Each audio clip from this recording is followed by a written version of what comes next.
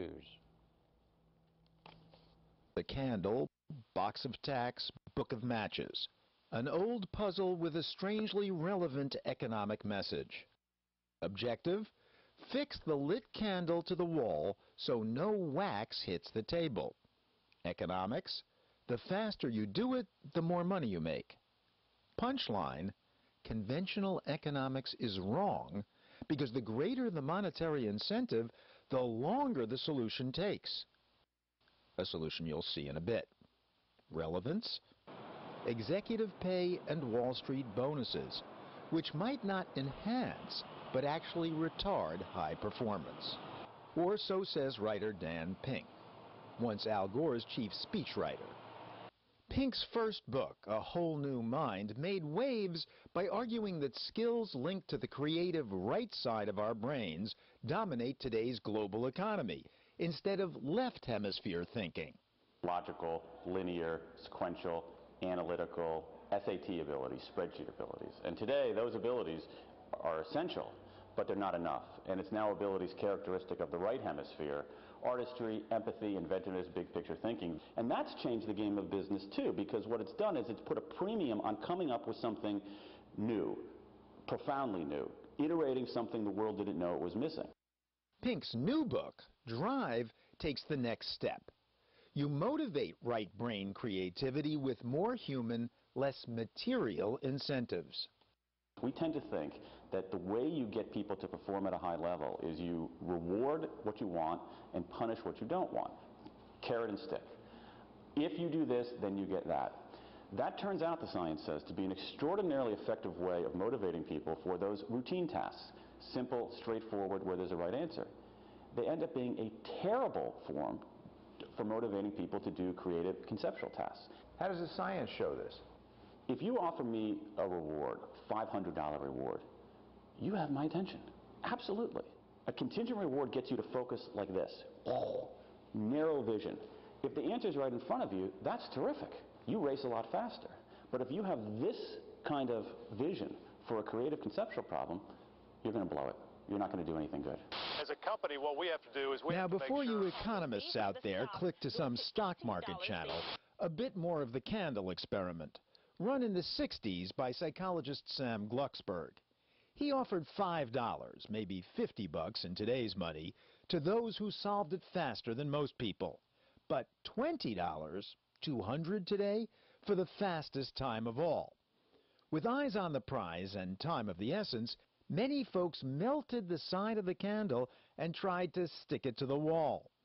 A quick way, it turned out, to watch your hopes melt. Meanwhile, Dan Pink took us to Hunt Valley, Maryland, to show us non-material incentives in action. Welcome to our computer museum. Maury Weinstein has been marketing personal computers since their debut in 1981.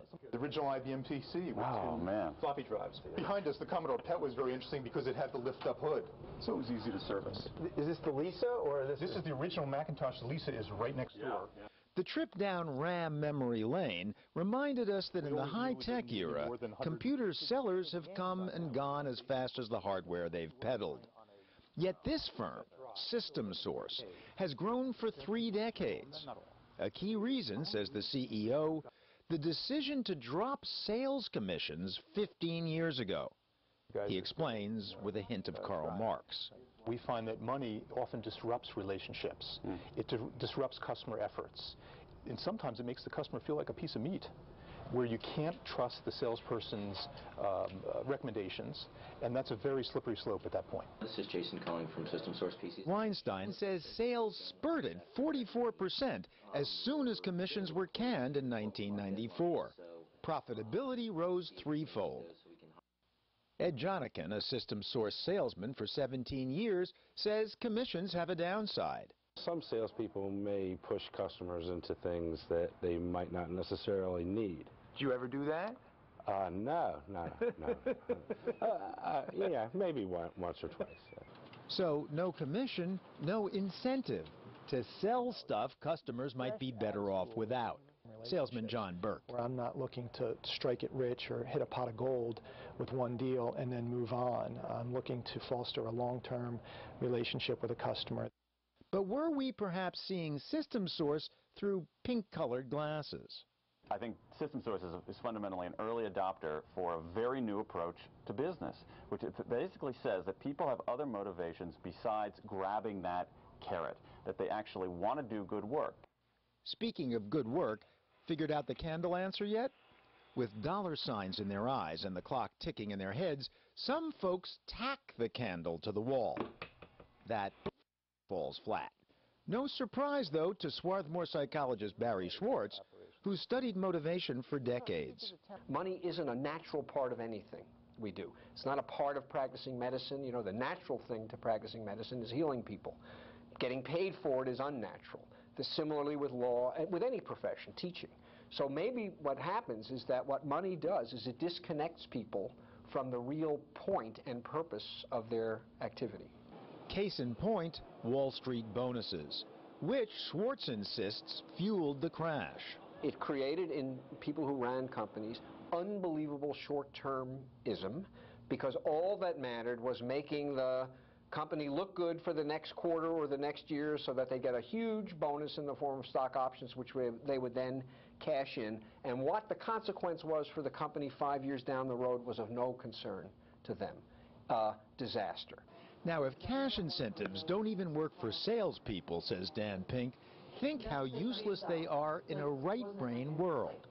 Consider Wikipedia, the world's largest source of free information, or the free web browser Firefox. Open source projects created and developed by users for no pay at all. And why would labor the world over work for free? I think by contributing to open source communities, you can get some gratification and praise and really give yourself a sense of purpose. We gathered a group of open sourcers in Washington. You're working with people that you like, you're doing things that you love to do, and it's just very fulfilling. So money is not the only reason why somebody might want to contribute to it. You're describing a world that sounds like a marketplace, but it just doesn't have any money in it. You know, you need adequate compensation. You have to live, you have to survive, okay? But if you ask an artist why they became an artist, a lot of them will say, I can't do anything else. I have to do this. It's the same thing here.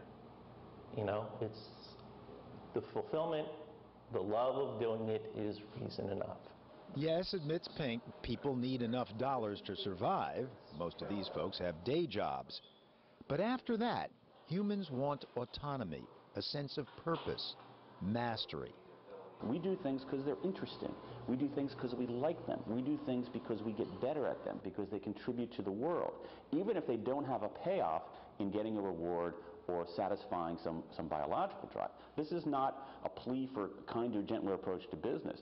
This is a plea for saying, let's wake up, let's get past our outdated assumptions, and let's actually run businesses in concert with what the science shows about human performance. Which brings us back to our experiment, one of many over the years that have come to the same conclusion. 128 people took part in the original candle experiment. Those offered money averaged 11 minutes to solve it. But it turned out that, counter to the predictions of classical economics, those people offered no money at all discovered the solution much faster, tacking the box to the wall to hold the candle and catch any dripping wax. They did it in an average of just 7.5 minutes instead of 11. And thus the punchline of this story and Dan Pink's new book, to succeed in today's global economy, it's the fire within that must be lit.